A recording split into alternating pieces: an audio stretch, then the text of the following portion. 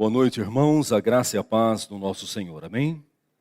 Como nós acabamos de cantar, eu te bendirei ao Senhor com toda a minha vida, com todo o meu ser, com todo o meu coração, com toda a minha alma, com tudo o que sou e com tudo o que eu possa fazer, eu bendirei o Senhor. Ele é digno de toda honra, de toda adoração, de todo louvor, somente Ele é digno das nossas vidas, da total entrega do nosso ser e como nós acabamos de cantar nas 3 músicas, uma entrega que seja verdadeira, uma entrega que seja movida pela gratidão e pelo reconhecimento que Ele, Deus, tem feito grandes coisas nas nossas vidas. É maravilhoso quando nós olhamos para o nosso dia a dia, para a nossa história, para a nossa vida e reconhecemos o quanto Deus é presente e o quanto Deus tem nos abençoado. Então que Ele possa, nesse momento, falar aos nossos corações. Abra sua Bíblia no Evangelho de Marcos, capítulo 10. Evangelho de Marcos 10, do versículo 45. Do versículo 35 ao 45. Marcos 10, do 35 ao 45.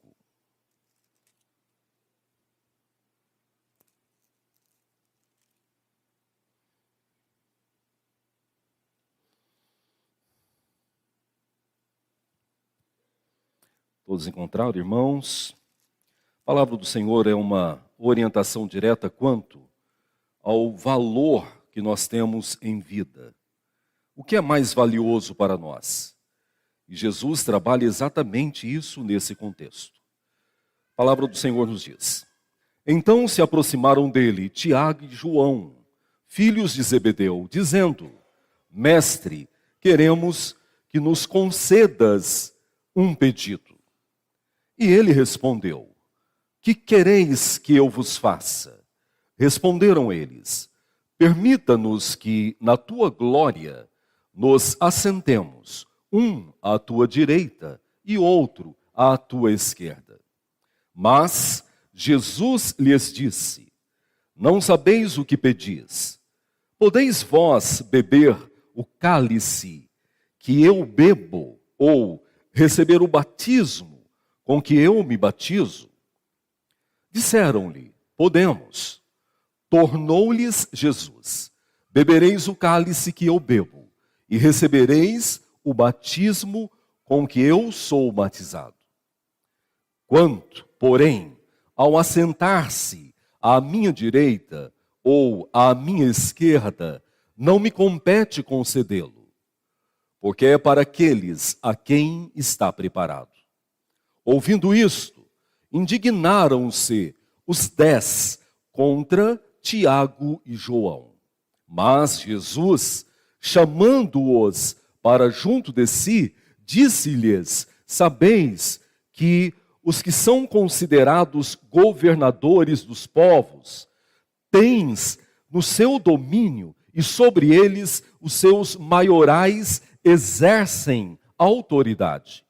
Mas entre vós não é assim.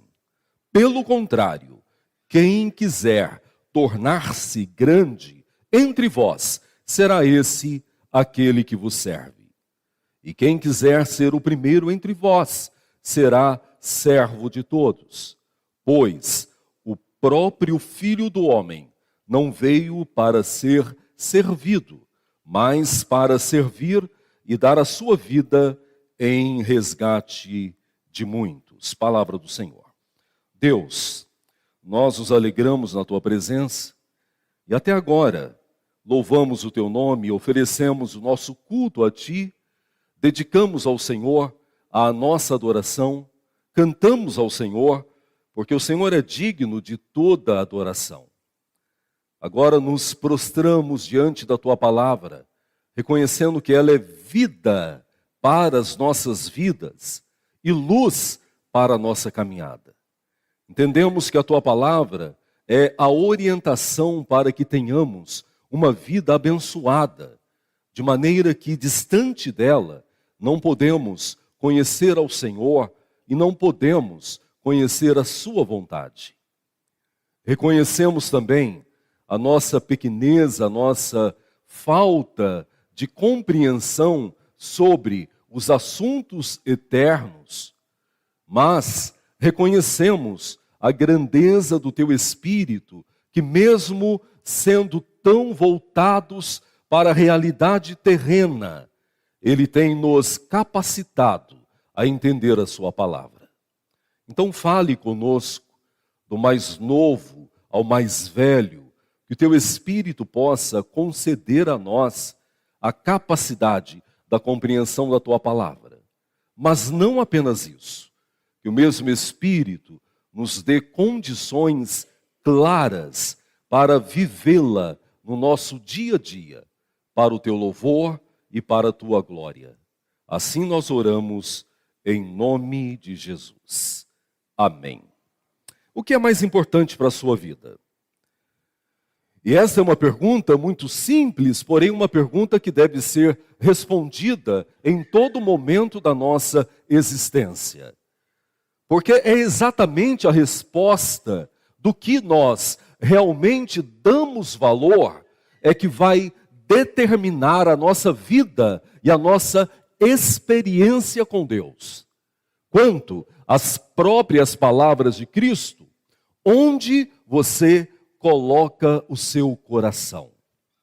Nós percebemos que há uma inclinação natural do ser humano para que os valores principais da nossa existência se reduzam aos fatores terrenos. Os nossos pais, Adão e Eva, nos deixaram uma herança muito pesada, mas que revela também que, naturalmente, temos a tendência em valorizar muito mais aquilo que é passageiro do que aquilo que é eterno. Há nessa realidade uma grande insatisfação nos nossos corações. Sempre queremos mais, em todas as esferas da nossa vida. Ou é um carro melhor, ou uma promoção no trabalho, ou um ordenado, ou um salário ainda maior do que aquilo que nós temos. Em alta está a internet e todos os meios de comunicação. E aí você percebe os influenciadores digitais, que influenciam muitas pessoas e cada vez mais têm para si seguidores. E isto fornece para eles um status de grandeza. E pessoas, muitas vezes, e na maioria, sem qualquer experiência de vida, se tornam influenciadores de milhões de pessoas. Vemos também em toda a realidade humana que essa insatisfação sempre nos leva a querer mais. Então, quanto mais curtidas, quanto mais comentários, quanto mais engajamento, mais as pessoas se sentem importantes. A exposição da humanidade nos meios de comunicação, nos sites de relacionamento, revelam o quanto as pessoas se preocupam em serem reconhecidas, valorizadas, elogiadas por aquilo que elas representam ser. Então é algo muito natural. Percebam que no texto que nós acabamos de ler, isso aconteceu. Se vocês lembrarem, sabem que Jesus Cristo havia trabalhado algo muito profundo com o jovem rico. Foi o sermão de domingo passado. Um jovem se aproximou de Jesus e disse para ele: Senhor, o que eu posso fazer para ser salvo? Jesus, conhecendo o coração de todos nós, muito mais do que eu mesmo me conheço, disse para ele: você conhece a lei? Você conhece os mandamentos? E ele respondeu: sim, e desde jovem eu os conheço e os pratico. E citou alguns deles.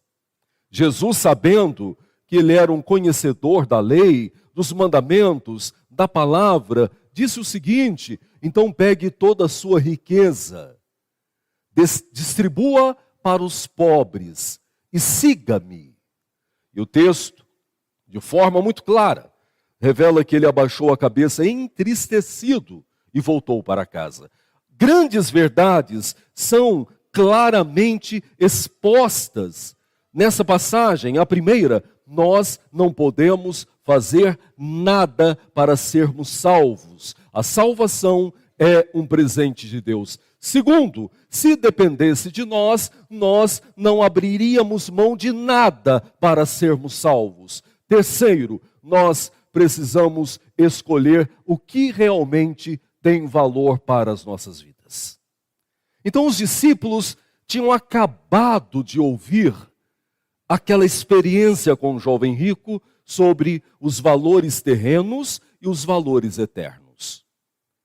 Não obstante, Jesus, pela terceira vez no Evangelho de Marcos, falou sobre o seu sofrimento, sobre a sua crucificação, sobre a sua solidão, sobre a sua dor. E isso você vê no contexto anterior próximo.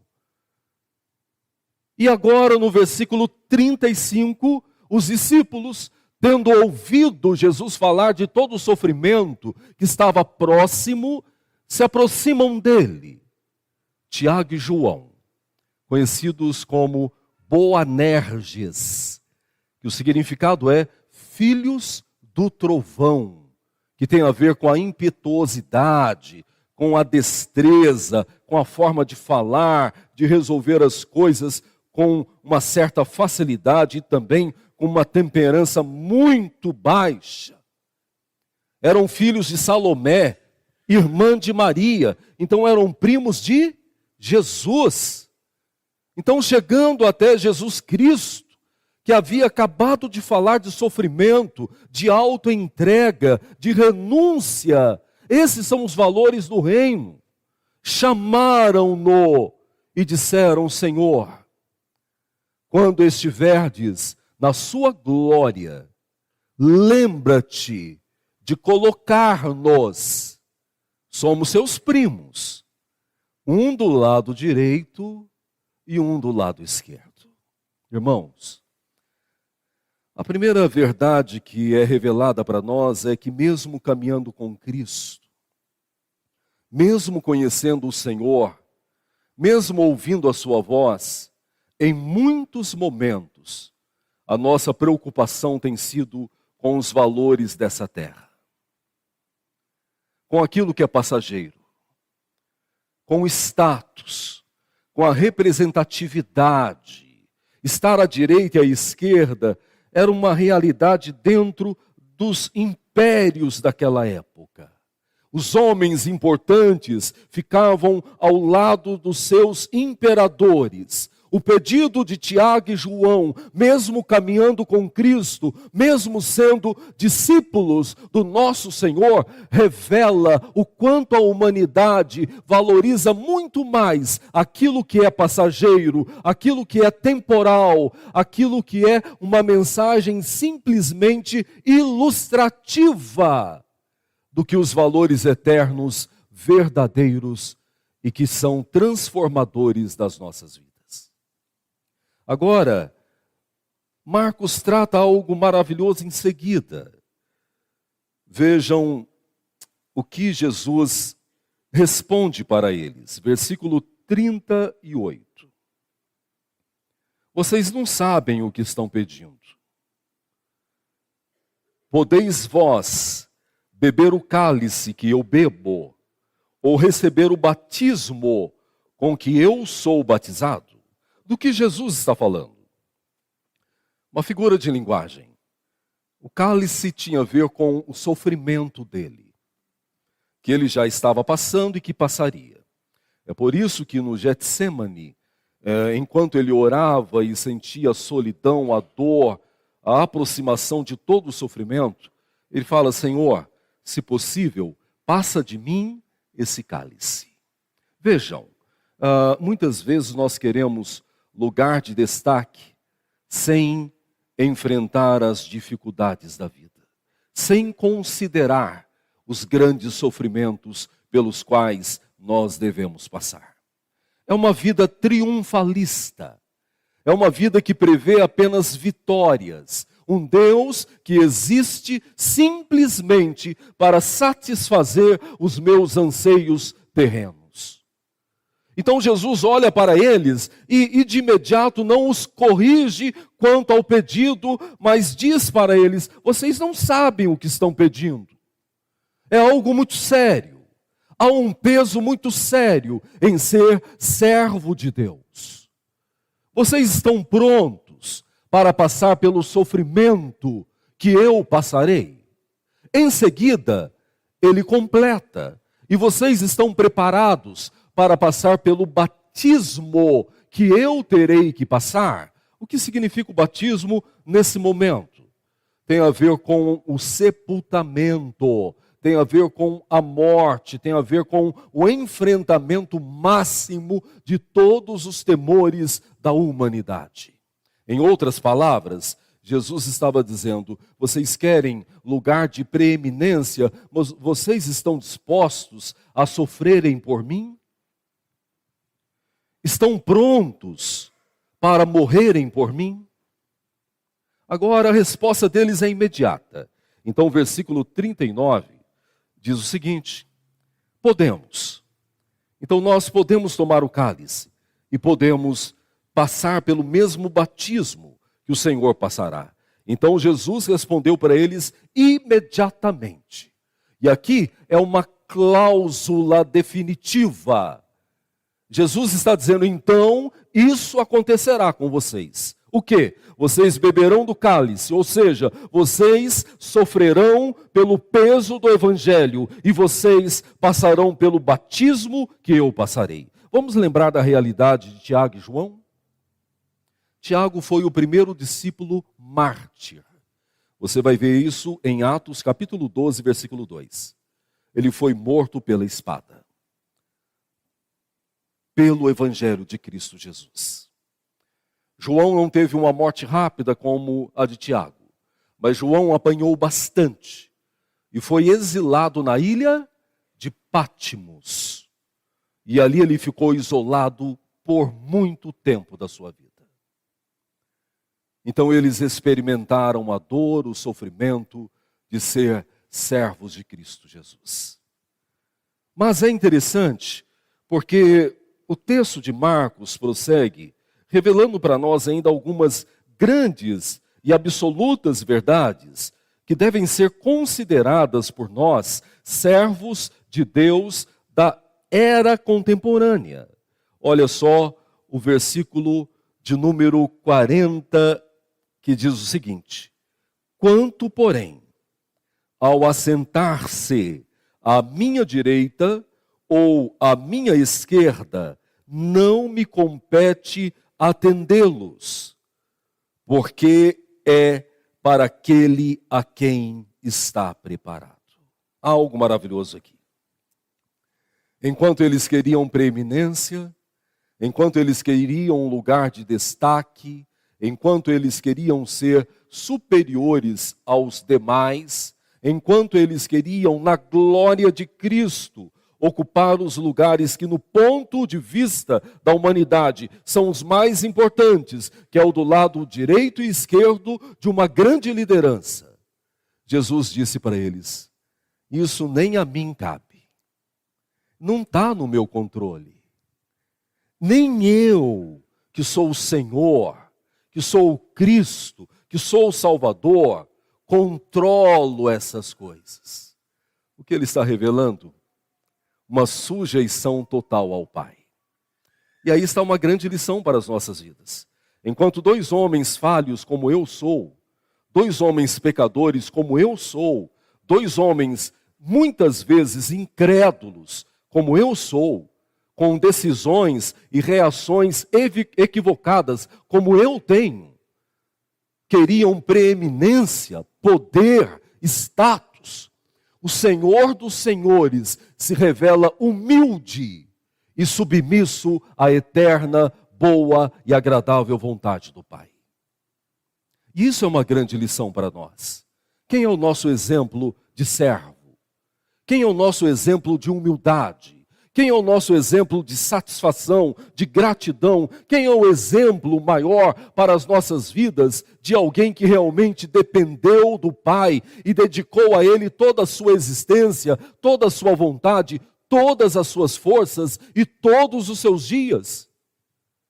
Certamente é aquele que levou sobre si as nossas dores e o nosso pecado e crucificado entre ladrões, entre as últimas palavras disse: Pai, tudo está consumado. Entrego a ti o meu espírito. Isso é uma grande lição para as nossas vidas. O servo do Senhor finaliza essa abordagem tão maravilhosa a respeito dos valores que devem ocupar os nossos corações, no versículo 41, dizendo: olha, os demais, os 10 discípulos, ficaram indignados com aquilo que eles ouviram, com o pedido de João e Tiago. Mas qual a indignação desses discípulos? O texto não revela de forma clara, mas subtende-se, conhecendo a história daqueles discípulos e conhecendo a ação seguinte de Cristo, que não chama apenas João e Tiago, mas chama os 12 e aproxima os 12 dele. Entende-se que a indignação daqueles homens também era movida pelo sentimento de: por que você? Por que não eu? Mas por que tem que ser você, João? Por que 2 da família? Por que não 1 da família e 1 fora da família? Por que nós não fazemos um lance de sorte? Vamos tirar o palitinho, não tem aquela do palito? E quem tirar o mais curto ou mais longo vai ser quem vai ficar ao lado dele. A indignação certamente não estava quanto ao pedido. Eles não estavam movidos pela indignação, dizendo: gente, não é para se preocupar com isso. Certamente a indignação tinha a ver com: por que tem que ser você e não eu, ao lado direito ou esquerdo de Cristo Jesus? Essa é a humanidade. Somos nós sendo revelados como realmente somos no texto da palavra do Senhor. Mas há misericórdia, há graça, há compaixão, porque Ele conhece que somos falhos, conhece a nossa natureza que se inclina tão facilmente à emancipação dEle, conhece o nosso coração que muitas vezes ingrato, é insatisfeito com aquilo que somos e com aquilo que temos. Então o versículo 42, de forma tão maravilhosa, tão amorosa, nos diz o seguinte: mas Jesus os chamou para junto de si. Que maravilha! Que maravilha! Ele acabara de falar sobre a morte, sobre o sofrimento, sobre a autoentrega. Os discípulos se posicionam radicalmente o oposto, falando da autocolocação, da preeminência. E ele agrega, ele chama para perto: venham para perto de mim, se aproximem de mim. E aqui é uma lição maravilhosa. Não tem como aprender sobre ser servo de Deus se nós não estivermos próximos de Cristo Jesus. E a aproximação é real. Não é uma aproximação técnica, não é uma aproximação teórica, não é simplesmente pelo conhecimento escriturístico da Bíblia, não é pelo tempo que você tem de evangélico, de presbiteriano. Nada disso tem valor se a nossa alma não for verdadeiramente dedicada por totalidade a esse Deus grandioso. Então aproximem-se de mim. Cheguem para perto de mim. E aí ele coloca uma aplicação maravilhosa e muito clara, que todos nós podemos entender. Ele diz o seguinte: olha, no reino humano, nós temos governantes que gostam de aparecer, que gostam de ser bajulados, que não podem ver uma câmera, que correm para a câmera. Nós estamos em época de eleições municipais. Agora é que a gente vê aquele bando de piedosos pela rua, abraçando, fazendo promessas, porque o que eles querem é preeminência, querem poder. É isso que eles querem, o que a humanidade procura. Então Jesus fala, olha para eles. Lá tem hierarquia. Lá tem um maioral que quer mandar em todos e que tem os seus bajuladores que ficam do lado esquerdo e do lado direito. Mas no reino é diferente. Isso é maravilhoso para nós, sabe por quê? Porque ele revela para nós que debaixo da graça todos somos iguais. Não há melhor aqui entre nós. Deus não vai deixar de atender a sua oração para atender a minha. O pastor vai orar porque a oração dele é forte. Né? Não tem essa. Somos todos iguais debaixo da graça de Deus. A grande questão é onde está o seu coração. O que realmente tem valor para a sua vida? Você já parou e já fez uma análise da sua história, da sua vida, e fez uma lista de valores para entender onde o reino está na sua lista de valores? Porque o servo é esse. O servo é esse que entendeu que a vida não pertence mais a ele. Que a vontade não é mais a dele. A expressão original é doulos, que a tradução mais justa é escravo. A nossa tradução é um pouco poética, mais tranquila, talvez tenha a finalidade de não assustar muitos crentes. Mas a tradução mais justa é escravo. Escravo é aquele que não tem querer, não tem vontade. O que o Senhor manda, ele faz, sem questionar. Você vive uma vida dessa? Eu vivo uma vida dessa? Nós ouvimos agora na ministração da ceia, o reverendo Marcelo falou que a grande dificuldade do homem é fazer com que o seu coração se curve diante da soberania e da vontade de Deus. Nós podemos andar até sobre as águas. Agora, quando fala de humilhar diante as poderosas mãos do Senhor, há um peso sobre nós que tenta nos impedir. É por isso que somos considerados biblicamente como seres humanos de dura cerviz. Dificuldade de ser servos. Finalmente, Marcos nos ensina. Versículo 43. Mas entre vós, igreja, não é assim. Ninguém é melhor que ninguém aqui. Ninguém é superior a ninguém aqui. É isso que Cristo está falando para nós. Vocês são todos servos. E há um só Senhor, soberano sobre tudo e sobre todos. Mas ele coloca uma estrutura de grandeza do reino.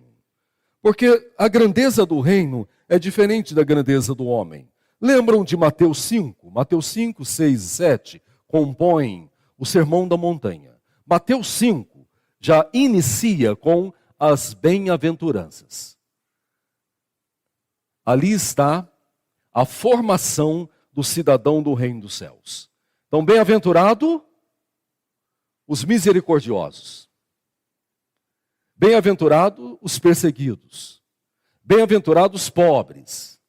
Bem-aventurado os injustiçados. Bem-aventurado os pacificadores.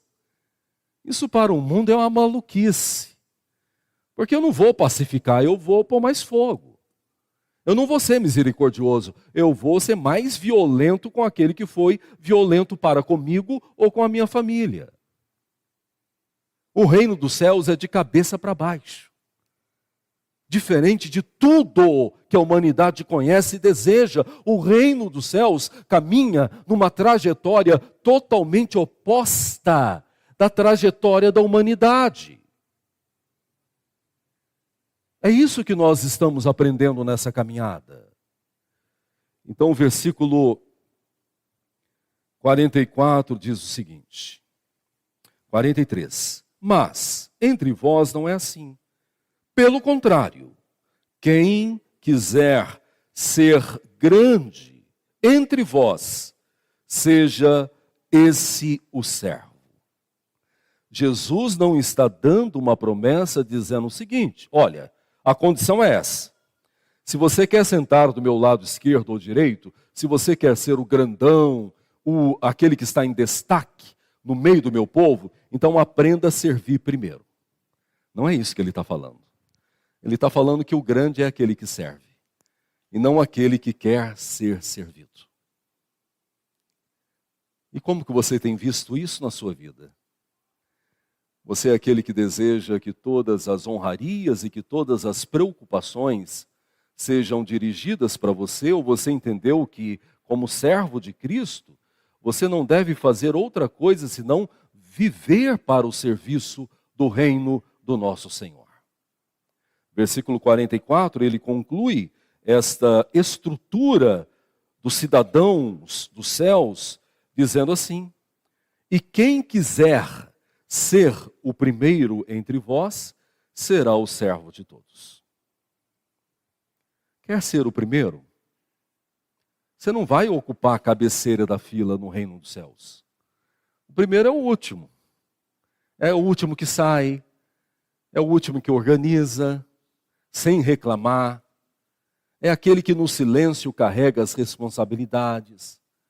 É aquele que no silêncio ajuda o próximo.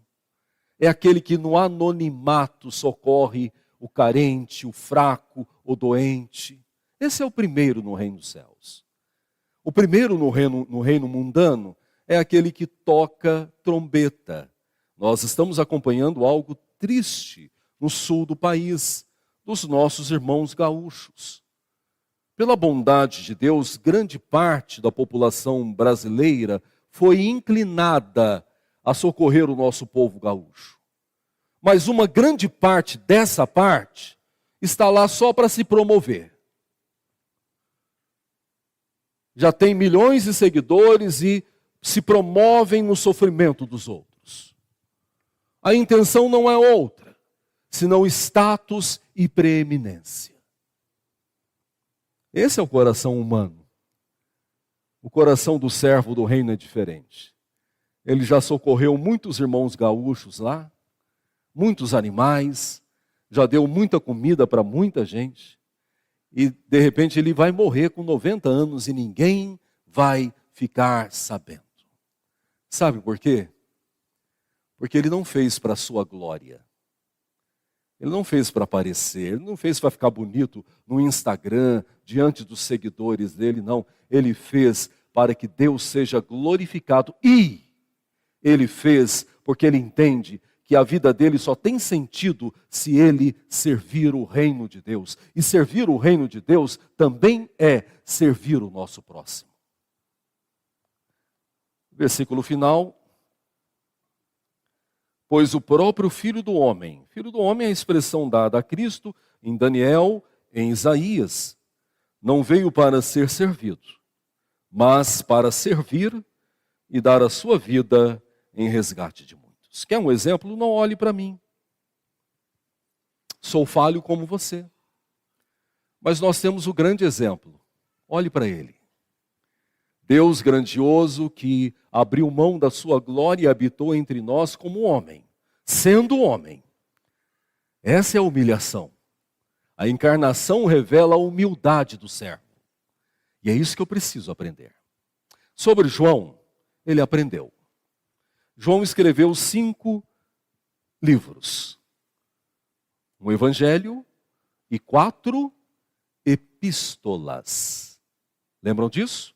Evangelho de João, que a ênfase é o amor, e as epístolas 1, 2 e 3 e Apocalipse. Esse João que pediu um lugar de preeminência, no seu evangelho, no capítulo 3, versículo 30, diz o seguinte: convém que ele cresça e que eu diminua. Sabe a lição para nós?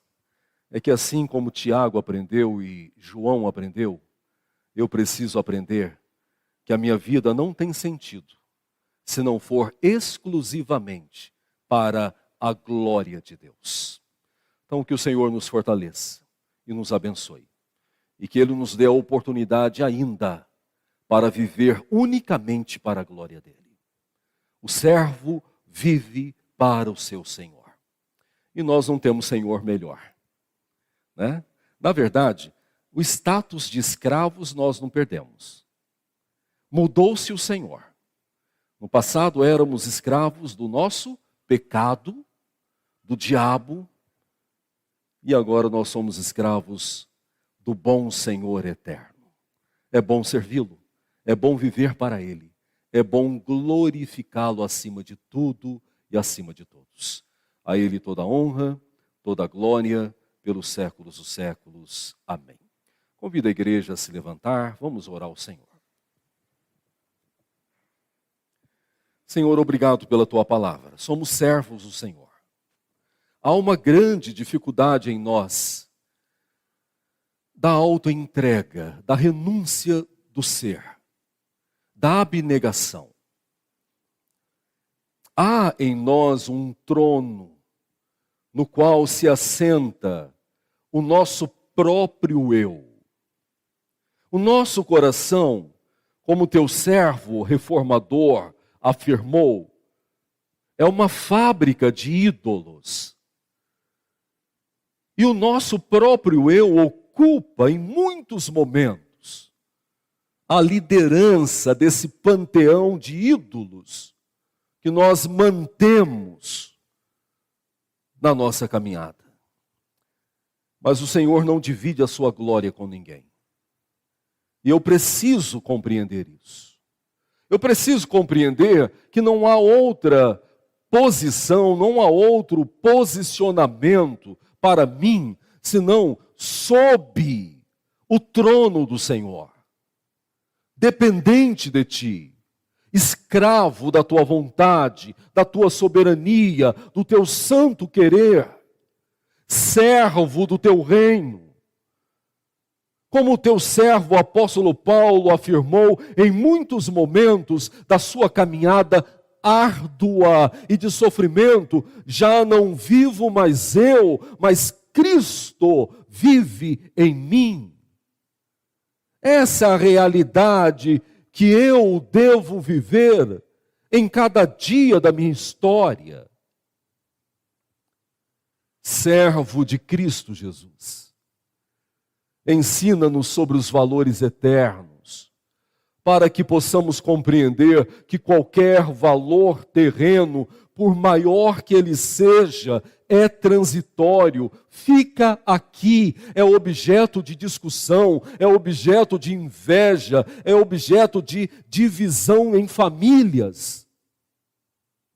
Não compra paz, não compra saúde, não compra alegria, não compra um lar saudável.